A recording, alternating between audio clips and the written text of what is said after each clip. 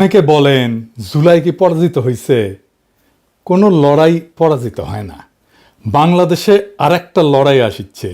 কিভাবে আসবে জানি না, কবে আসবে জানি না, কিন্তু আসবে।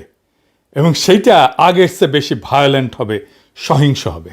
কেন কইতেছি কারণ ব্যাখ্যা করি। অনেকে কয় আমি নাকি বাংলাদেশটারে অশান্ত করে রাখিছি। এটা শুনে হাসুম না কান্দুম বুঝবার পারি না। এই মালগুলার ভাব এমন, আমি চুপ কইরা থাকলে, ফেসবুকে না লিখলে বাংলাদেশ শান্তিতে থাকলে হইনি। আমার যদি এতই হ্যাডম থাকে, ক্ষমতা থাকে, তাহলে তো পুরা বাংলাদেশের মন্ত্রিসভার আমার বাড়ির সামনে এসে আমার পাও ধরে বসে থাকা উচিত। আমি চুপ থাকলে যদি বাংলাদেশ শান্ত থাকে, তাহলে তাই করা উচিত, তাই না? যেন আমি চুপ করে থাকি, আমার পাও ধরে বসে থাকা উচিত। দাদা আপনি চুপ করে থাকেন, চুপ করে থাকেন। ক্যাঙ্কা ফ্যাসিস্ট দেখিছেন, ভিন্ন মতকে চুপ করায় দেওয়াটাই তাদের লক্ষ্য। শান্তি মতো মনে হয় চান্দাবাজি আর ধান্দাবাজি করবে পারতেছে না আমার জন্যে, তাই এত রাগ এগুলার। বাংলার লুথার কিংও দেশে এসে কইছিল শান্তি আর স্থিতিশীলতার কথা, পারছে শান্তি আর স্থিতিশীলতা আনতে পারে নাই। আমি একটা নিউজ দেখাই আপনাদেরকে, কয়েকদিন আগের নিউজ। দেশের বিভিন্ন নদ নদী থেকে 7 দিনে 17 জনের মরদেহ উদ্ধার হয়েছে। প্রত্যেকটাই হত্যাকাণ্ড। হাসিনার আমলেও তো এই অরাজকতা ছিল না। দেশে শান্তি স্থিতিশীলতা আসুক, এটা তো সবাই চাইবে। দুনিয়াতে শান্তি স্থিতিশীলতা আসুক, এটা সবাই চাইবে, কোনো সুস্থ মানুষ চাইবে। কিন্তু এই শান্তি আসাটা কি আমাদের ইচ্ছার উপরে নির্ভর করে? সেটা তো করে না। দেশে যে সহসাই শান্তি স্থিতিশীলতা আসবে না, এটা তো আমি অনেক আগে থেকেই বলে আসতেছি। এই বিষয়টা বুঝলো না ছাত্ররা, বুঝলো না প্রফেসর ইউনূস, বুঝলো না বিএনপি, বুঝলো না বাঙ্গু সুশীলেরা আর কিছু জাউরারা। বাংলাদেশে আসলে আসল দ্বন্দ্বটা কি, এটা না বুঝলে আপনি বুঝবেন না বাংলাদেশ কেন শান্ত হবে না। বাংলাদেশের রাজনীতিতে আসল দ্বন্দ্ব বা ঝগড়াটা কিন্তু আওয়ামী লীগ বনাম বিএনপি না, জামাত বনাম বিএনপি না, আওয়ামী লীগ বনাম এনসিপি না, ধর্ম বনাম সেকুলারিজম না, কোনোটাই না। আসল ঝগড়াটা হইতেছে একদিকে বাংলাদেশের 800 বছরের মুসলমানদের নিজস্ব রাজনৈতিক আকাঙ্ক্ষা, অন্যদিকে মুক্তিযুদ্ধের চেতনা নামে একটা প্যাকেজ, যেটার পিছনে আছে আসলে ভারতীয় আধিপত্যবাদের প্রজেক্ট, যার লক্ষ্যই হইতেছে এই ভূখণ্ডের মানুষকে পরাধীন, শক্তিহীন করে রাখা।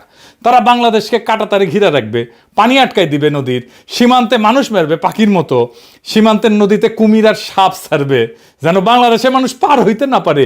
কি ভয়ানক কথা!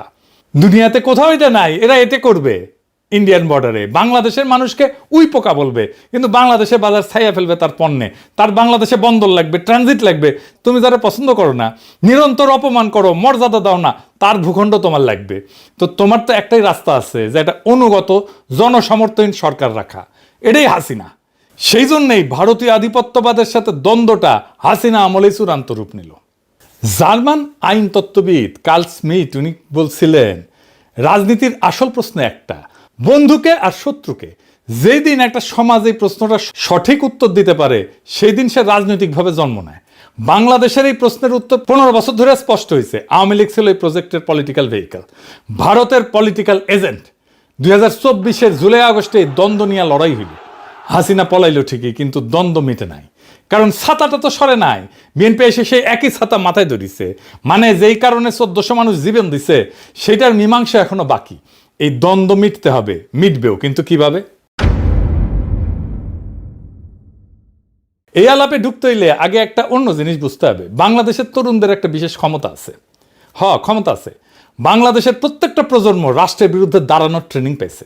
সে রাষ্ট্রকে, তার কোয়ার্সিভ মেশিনারিকে, তার দমন পীড়নের যন্ত্রকে, এটাকে কনফ্রন্ট করছে, মোকাবেলা করছে। প্রত্যেকবার আগের চাইতে বেশি ভায়োলেন্ট হয়েছে সেটা। সব জেনারেশন করছে। সিকোয়েন্সটা দেখেন। প্রথম ট্রেনিং 1972, ভাষা আন্দোলন। 144 যারা ব্যাঙ্গে রাষ্ট্রের গুলির সামনে দাঁড়াইলো ছাত্ররা, সালাম, রফিক, জব্বার, বরকত গুলি খাইলো, কিন্তু পিছায় নাই। এই অভিজ্ঞতা গেছে পরের প্রজন্মে। এই মেমোরি কোনো বই থেকে ট্রান্সমিট করে নাই, শরীর দেওয়া হয়। লড়াই করা মানুষটা পরের জনকে দেখায় কিভাবে লড়তে হবে। ফরাসি আলজেরিয়ান চিন্তাবিদ ফানো নাম আসল উচ্চারণটা, উনি বলছিলেন, পরাধীন জাতিগোষ্ঠী লড়াইয়ের ভিতর দিয়ে নিজেকে চিনতে শেখে। প্রত্যেকটা মৃত্যু পরের প্রজন্মের পাঠ্য বই হয়ে ওঠে। আমেরিকান সমাজবিজ্ঞানী চার্লস টিলি উনি বলছিলেন একটু অন্যভাবে একই কথা। উনি বলছিলেন যে আন্দোলনের একটা রেপার্তোয়া থাকে, রেপার্তোয়া তৈরি হয়। রেপার্তোয়া কি? মানে লড়াইয়ের কৌশলগুলা এক শরীর থেকে আর এক শরীরে বয়া যায়, ট্রান্সমিট হয় প্রজন্ম থেকে প্রজন্মে। এরপরে আসলো 1969, যাদের বাবা চাচা বা অন্য সেই ছেলেগুলোকে দেখছে, তারা দেখছে কিভাবে গুলির সামনে দাঁড়াইতে হয়, কিভাবে লাশ নিয়ে মিছিল করতে হয়, কিভাবে না পিছাইতে হয়। সেই বাবা চাচাদের ছেলেরা এবার রাস্তায়। আসাদ, মতিউর, 52 ট্রেনিং 69 অ্যাক্টিভেটেড হইল। এইবার শুধু পুলিশ না, আজ তো আর্মি নামছে, প্যারামিলিটারি নামছে, আগের চাইতে ভায়োলেন্ট। উড়াই দিল তারা আইয়ুব খানকে। এরপরে 71 69 ট্রেন্ড তরুণেরা এইবার অস্ত্র হাতে। যারা 69 পুলিশকে কনফ্রন্ট করছে, প্যারামিলিটারিকে কনফ্রন্ট করছে, তারাই 71 পাকিস্তানি আর্মিকে কনফ্রন্ট করতেছে। 9 মাসের ফুল স্কেল যুদ্ধ, আগের চাইতে অনেক বেশি ভায়োলেন্ট। প্যাটার্নটা দেখেন, প্রত্যেকটা প্রজন্ম আগের ট্রেনিং রিসিভ করছে, প্রত্যেকবার এসকেলেট করতেছে কনফ্রন্টেশন। 71 রণাঙ্গনে সক্রিয়ভাবে লড়ছে প্রায় 1050, অনেকে বলে 30,000। যাই হোক, এই সংখ্যক তরুণ, তাদের আকাঙ্ক্ষা কি ছিল? একটা নতুন সমাজ, মুক্ত সমাজ। কি পাইল? বাকশাল। জার্মান চিন্তাবিদ হ্যানা আরেন্ট উনি বলছিলেন যে প্রত্যেকটা বিপ্লবে একটা মুহূর্ত থাকে যখন মানুষ সত্যিকারের স্বাধীনতার স্বাদ পায়, কিন্তু সেই স্বাদটা প্রায় হারায় যায়, আর সেই হারানো জিনিসটা পরের প্রজন্ম খুঁজতে থাকে। আরেন্ট এই হারানো জিনিসটাকে বলতেছিলেন বিপ্লবের লস্ট ট্রেজার, মানে হারানো ধন। 71 সেই প্রজন্মের তরুণের কাছে সেই রকম একটা হারানো ধন। সে যখনই আইডেন্টিফাই করছে যে কে তার হারানো ধন কাইরে নিছে, তারে খাইয়া দিছে সেই তরুণ। ওদের আকাঙ্ক্ষা মেটে নাই, কিন্তু তাদের হাতে তো ট্রেনিংটা ছিল, তারা চুপ থাকে নাই। জাসদ কেন হইল? 15 আগস্ট 75 কেন হইল? 7ই নভেম্বর কেন হইল? জেল হত্যা, জিয়া হত্যা, প্রত্যেকটা ঘটনায় কারা ছিল? রণাঙ্গনের মুক্তিযোদ্ধা, যাদের লড়াইয়ের ট্রেনিং সবচেয়ে সাত। তারাই আবার লড়াই শুরু করছে একজনের আরেকজনের বিরুদ্ধে, কারণ তাদের আকাঙ্ক্ষা মেটে নাই। জার্মান চিন্তাবিদ ওয়াল্টার বেনিয়ামিন উনি বলছিলেন প্রত্যেকটা প্রজন্ম পূর্ববর্তী প্রজন্মের অসমাপ্ত দাবি বহন করে। সেই দাবি যতদিন না মটে ততদিন সে বারবার ফিরে ফিরে আসে। এটা মনে রেখেন, আমরা পরে আবার এখানে আসবো। এরপরে আসলো 90, আমাদের জেনারেশন রাজপথে লড়াই করলো, সে হিরোইক লড়াই। 24-এর মতো না, কিন্তু একটা হিরোইক লড়াই করছে আমাদের জেনারেশন। নূর হোসেনের জীবন দেওয়া, কি কাব্যিক জীবন দেওয়া, বুকে পিঠে লিখলো গণতন্ত্র মুক্তি পাক, স্বৈরাচার নিপাত যাক। এরপরে আমাদের ট্রেনিং হলো 2013-তে। 28 ফেব্রুয়ারি 2013 মৌলানা সাইদির ফাঁসির রায়ের পরে সারা দেশ রাস্তায় নামলো, সারা দুনিয়াতে নামছিল। শুধু ইসলামপন্থী তরুণেরা না, সারা দেশের সমস্ত মানুষ নামছিল। বাঁশখালী, চাঁপাইনবাবগঞ্জ, বগুড়া, লক্ষ্মীপুর, তারপর 5ই মে শাপলা চত্বর, হেফাজত। একটা নতুন প্রজন্মের প্রথম বড় ট্রেনিং। সংগঠিত ইসলামিক যুবশক্তি প্রথমবার রাষ্ট্রীয় ভায়োলেন্স ফেস করলো। 2018 সালে নিরাপদ সড়কের আন্দোলন, স্কুল কলেজের কিশোরেরা রাস্তায়, ছাত্রলীগের হেলমেট বাহিনী, এই বাচ্চারা শিখলো একটা নতুন জিনিস, সোশ্যাল মিডিয়াকে কিভাবে ব্যবহার করতে হয়। তারা শিখলো ছাত্রলীগ কিরকম জাউরা হইতে পারে, কেমন বর্বর হইতে পারে। এই 2018 স্কুলের ছাত্ররাই 2024-এ এসে ইউনিভার্সিটির ছাত্র। চূড়ান্ত ক্লাস পাইল তারা। ওই ট্রেনিং থেকে ফিরে আসা ছাত্ররাই চূড়ান্ত ট্রেনিং পেল 2024-এ। আর্মি, পুলিশ, র্যাব, বিজেপি সব একসাথে নামছে। হেলিকপ্টার থেকে গুলি, 1400 লাশ তবু পিছায় নাই। এই 2024 পৃথিবীতে অনন্য। কেন? দুনিয়ার আর কোথাও বাংলাদেশের 24-এর মতো ঘটনা ঘটে নাই। তিউনিসিয়ায় 2011-তে কি হয়েছিল? আর্মি প্রেসিডেন্টে গুলি চালানোর হুকুম মানে নাই, উপরের লেভেলে। মিশরে আর্মি কাউন্সিল বসে সিদ্ধান্ত নিল মোবারক যাবে, উপর থেকে। ইন্দোনেশিয়ায় আর্মি চিফ সুহার্তোকে যায় বললো যে চলে যান, উপর থেকে আসলো। ফিলিপিন্সে 86-তে, সার্বিয়াতে 2000, শ্রীলঙ্কা 2022, সব জায়গায় একই গল্প। মিলিটারির উপর লেভেল ক্যালকুলেশন করছে, অঙ্ক করছে, তারপরে বলছে চলে যান। বাংলাদেশে কি হয়েছে? উল্টা। জেনারেলরা ছিল হাসিনার অনুগত, গুলি চালাইতে চাইছিল। ওয়াকার তো হাসিনার আত্মীয়, কিন্তু সৈনিকেরা, জুনিয়র অফিসাররা যারা ফিল্ডে ছিল, তারা গুলি চালাইতে রাজি না। কেন? কারণ ওই রাস্তায় তাদের ভাই, তাদের কাজিন, তাদের প্রতিবেশীর ছেলে। সৈনিকের মা ফোন দিছে, বলছে বাবা গুলি করিস না। রুশ বিপ্লবী ট্রটস্কি 1917 সালে ফেব্রুয়ারি বিপ্লব নিয়ে লিখছিলেন, সৈনিক হঠাৎ করে সৈনিক হওয়া বন্ধ করে দিল। মানে ইউনিফর্ম পরা মানুষটার পেছনের সিভিল মানুষটা ইউনিফর্মকে ছাড়াই গেল। বাংলাদেশে 2024-এর জুলাই আগস্টে এটাই হয়েছিল। ইউনিফর্ম ফুইরা আসল বাংলার পলিমাটির সন্তান বাইরে হয়ে আসলো। পুলিশ শেষ পর্যন্ত হাসিনার অনুগত, ইন্টেলিজেন্স অনুগত, কিন্তু আর্মির জুনিয়র অফিসার, ফিল্ডের সৈনিক, এরা না। শেষ দিনে আর্মির সৈনিকেরা তো পুলিশের বিরুদ্ধেও দাঁড়াইছে, গুলি করছে পুলিশের বিরুদ্ধে। জেনারেলরা যখন বুঝলো সৈনিকেরা আর গুলি চালাবে না, জেনারেলরা বাধ্য হইলো, হাসিনাকে যে বললো আপাত পালান, হেলিকপ্টার রেডি। আর একটা প্রমাণ দেখায়, এই বিষয়টা আমি জানি জন্য বলতেছি, যে ফোনদের আলো দিল্লি স্টারের যে ইন্ডিয়ার 2 ফ্ল্যাগশিপ পত্রিকার অফিস আক্রান্ত হইল না, ওখানে আর্মি ছিল, আর্মি ডিফেন্ড করলো না কেন? কারণ সৈনিকেরা ওই পত্রিকা বাঁচাইতে, রক্ত দিতে রাজি না। তারা নিজেরাই আর সেই বয়ান বিশ্বাস করে না। এটা ইতিহাসে বিরল, প্রায় অনন্য। খালি হাত লক্ষ লক্ষ তরুণ হেলিকপ্টারের গুলির নিচে দাঁড়াইছে, পিছায় নাই, জিতছে। একটারে মারি, একটাই যায়, অন্যগুলা যায় না। শুনেছেন না? শুনেন আবার। একটা আহত হয়, একটাই যায় স্যার, বাকিটি যায় না। এই স্যার সবচেয়ে বড় আতঙ্কের এবং মানে দুশ্চিন্তার বিষয়। দুনিয়ার কোথাও এটা ঘটে নাই। এই লড়াইয়ের আরেকটা অনন্য বিষয় ছিল যে এই লড়াইয়ে কোনো নেতা ছিল না, কোনো নেতা ছিল না এই লড়াইয়ে, কোনো পার্টি ছিল না, কোনো কমান্ড ছিল না। ছাত্ররা সমন্বয়ক বানাইছিল ঠিক, কিন্তু তারা লড়াই ডিরেক্ট করে নাই, তারা লড়াইয়ের প্রতীক হয়েছিল। লেনিন বলছিল বিপ্লবের জন্য ভ্যানগার্ড পার্টি লাগে। 2024 লেনিনকে ভুল প্রমাণ করছে। তারি স্কোয়ারে মিশরে হয়েছিল লিডারলেস বিপ্লব, ফেল করছে। অকুপাই ওয়াল স্ট্রিট লিডারশিপ ফাঁপা হয়ে গেছে। হংকং 2019 এই আন্দোলন ছিল লিডারলেস, হারছে। বাংলাদেশ 2024 দুনিয়ার একমাত্র লিডারলেস বিপ্লব যেটা একটা ফাংশনাল ফ্যাসিস্ট সরকারকে ফেলতে পারছে। কিভাবে সম্ভব হইল? কারণ লড়াইয়ের ট্রেনিংটা কোনো অফিসে স্টোর করা ছিল না, কোনো নেতার মাথায় স্টোর করা ছিল না, কোনো প্রফেসর ইউনূসের মাস্টার মাইন্ড ছিল না, কোনো মেটিকুলাস ডিজাইন ছিল না। এটা ছিল 1.5-2 কোটি তরুণের শরীরে গাথা। ফরাসি দার্শনিক পিয়ের বোর্দিও একটা কথা বলছিলেন, হ্যাবিটাস মানে শরীরে গাথা অভ্যাস। বাংলাদেশের তরুণদের শরীরে গত 75 বছর ধরে এটা গাথা, প্রজন্মের পর প্রজন্ম ধরে কিভাবে রাষ্ট্রের সামনে দাঁড়াইতে হয়, কিভাবে ছোট থেকে বড় রাষ্ট্রের দমন পীড়নের অ্যাপারেটাস, যেটাকে বলা হয় কোহেসিভ অ্যাপারেটাস, তারে পরাজিত করতে হয়। এটা ক্লাসরুমের জ্ঞান না, এটা শরীরী জ্ঞান, বইয়ে লেখা না, রক্তে লেখা। কোনো নেতাকে অ্যারেস্ট করে এই জ্ঞান মোছা যাবে না, কোনো সংগঠন নিষিদ্ধ করে বন্ধ করা যাবে না, কারণ এইটা 1.5 কোটি শরীরের মধ্যে আছে। 2024 ঘটছিল কি কারণে? ভারতীয় আধিপত্যের বিরুদ্ধে মুক্তিযুদ্ধের চেতনার নামে যে ছাতা, সেটা সরানোর জন্য বিএনপি ক্ষমতায় আসার পর কি করতেছে? সেই ছাতাটাই আবার মাথায় ধরতেছে, সেই আওয়ামী বয়ান আবার তারা আনতেছে। ভারতের সাথে যে অসম চুক্তি, সেগুলো নিয়ে কথা নাই। আদানি নিয়ে চুপ, ক্যাপাসিটি চার্জ নিয়ে চুপ, সীমান্তে হত্যা নিয়ে চুপ, ট্রানজিট নিয়ে চুপ। ইতালির চিন্তাবিদ গ্রামসি একটা কথা বলছিলেন, প্যাসিভ রেভলিউশন, মানে বিপ্লবের এনার্জিটা শোষণ করে নাও, কিন্তু আসল পরিবর্তনটা হইতে দিও না। সিস্টেম যেভাবে চলতেছিল সেভাবেই চালাও। লোকজনকে বলো তোমার বিপ্লব সফল হয়েছে। বিএনপি এখন এই কাজটাই করতেছে। আগের পুরনো বন্দোবস্ত, পুরনো ব্যবস্থা, পুরনো সিস্টেম সব নিয়ে আসছে। এটাই প্যাসিভ রেভলিউশন, মানে যেই দ্বন্দ্বটা মেটানোর জন্য 1400 মানুষ জীবন দিছে, সেটা আবার চাপা পড়ছে। এটা বিশ্বাসঘাতকতা। এখন প্রশ্ন, এরপরে কি হবে? আর একটা লড়াই আসবে, অবধারিত। কেন বলতেছি অবধারিত? দেখেন, 4টা জিনিস একসাথে আছে। এক, দ্বন্দ্বটা মেটে নাই। যে দ্বন্দ্বটা নিয়ে লড়াইটা শুরু হয়েছিল সেটা তো মেটে নাই।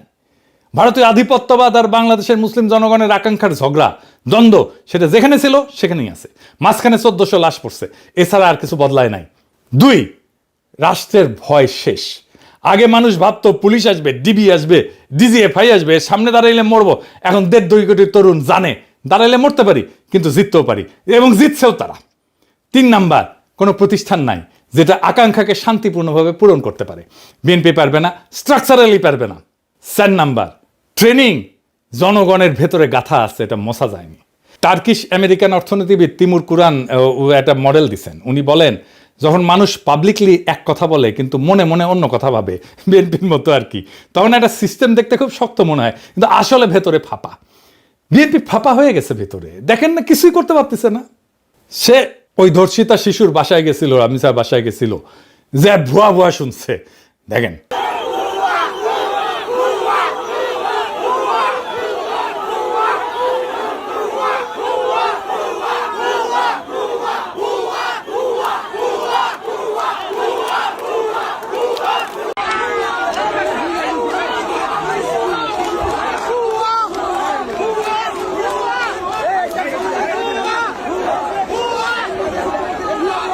এতগুলো মন্ত্রী, এতগুলো জাদ্রেল মন্ত্রী, আইন মন্ত্রী, স্বরাষ্ট্রমন্ত্রী, ক্রীড়ামন্ত্রী ভুয়া শুনতেছে। তারপরে দেখেন জঙ্গল সলিমপুরে আক্রমণ করছে সন্ত্রাসীরা, র্যাবের ক্যাম্পে বুলডোজার নিয়ে গেছে, দেওয়াল ভেঙে দিছে, মাটি কেটে ফেলছে, রাস্তা কেটে ফেলছে 3 জায়গায়। চিন্তা করেন, মানুষ মানতেছে না, কারণ ভেতরে ভেতরে ফাঁপা। কোনো ছোট ঘটনা ট্রিগার করলে পুরা সিস্টেম তাসের ঘরের মতো পইরা যায়। 1989-এ পূর্ব ইউরোপে এটা ঘটছিল, 2024-এ বাংলাদেশে এটাই ঘটছে। বিএনপি রেজিমেও একই জিনিস ঘটবে। আমেরিকান সমাজবিজ্ঞানী মার্ক গ্র্যানোভেটার আর একটা কথা বলছিলেন, প্রত্যেকটা মানুষের একটা থ্রেশহোল্ড আছে, মানে কতজন আগে নামলে সে নামবে। আগে বাংলাদেশের তরুণদের থ্রেশহোল্ড ছিল অনেক উঁচু, অনেক ভয়, অনেক শঙ্কা, অনেক বিপদ। এখন অনেক কম, কারণ তারা একবার নামছে এবং জিতছে। মানে আগে রাস্তায় নামার জন্য যে বিশাল ট্রিগার লাগতো, এখন ছোট ট্রিগারই যথেষ্ট। 2024 কিভাবে শুরু হয়েছিল? চাকরির কোটা, ছোট ইস্যু। হাসিনার একটা বাক্য, রাজাকার, রাজাকারের পোলাপান, পুরা দেশ জ্বলে উঠলো, ছোট ট্রিগার। পরের ট্রিগারটা কি হবে জানি না, কিন্তু এর চেয়ে ছোট হবে।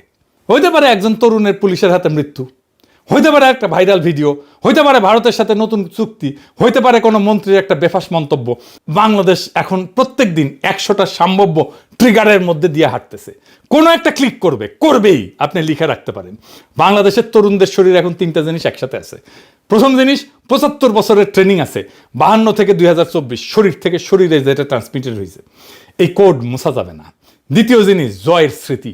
তারা জানে ফ্যাসিস্টকে নামানো যায়, তারা জানে বর্বর শাসককে নামানো যায়, এই কারণে একবার নামাইছে খালি হাতে। তৃতীয় জিনিস, অসমাপ্ত একটা দাবি, 1400 শহীদের দাবি, যেই দাবিটা বিএনপি চাপা দিতে চাইতেছে। নতুন সংবিধানের দাবি, জুলাই সনদের দাবি, যেটা বিএনপি চাপা দিতে চাইতেছে, প্রতারণা করতেছে। এই তিনটা একসাথে থাকলে সেই সমাজের শান্তি থাকে না। বেনিয়ামিন বলছিলেন, অসমাপ্ত প্রত্যেকটা প্রজন্মের দাবি পরের প্রজন্মের ঘাড়ে চাপে, ঘাড় ফাঁকা হয় না। যতদিন না দাবিটা মেটে, বিএনপি যে ছাতাটা ধরছে সেইটা আজকে ধরতে পারতেছে, কাল পারবে না, পরশু পারবে না, কারণ ছাতার নিচের মাটি বদলাই গেছে, মানুষ বদলাই গেছে, ভয় বদলাই গেছে, মানুষের বিপদের ধারণা বদলাই গেছে। 2024-এর পরে বাংলাদেশ যে বদলাই গেছে, এটা কোনো একক মানুষের পক্ষে, কোনো একক দলের পক্ষে, এমনকি সব রাজনৈতিক দল এক হইলেও বাংলাদেশকে সামাল দেওয়া যাবে না। সেজন্য জাতীয় সরকার চাইছিলাম আমরা, সব রাজনৈতিক দল শুধু না, সিভিল সোসাইটি থেকে প্রফেসর ইউনূসের মতো লোক নিয়ে একটা ব্যাপক ঐক্য করে ভেরি পপুলার সরকার হইলে সামাল দিতে পারতো।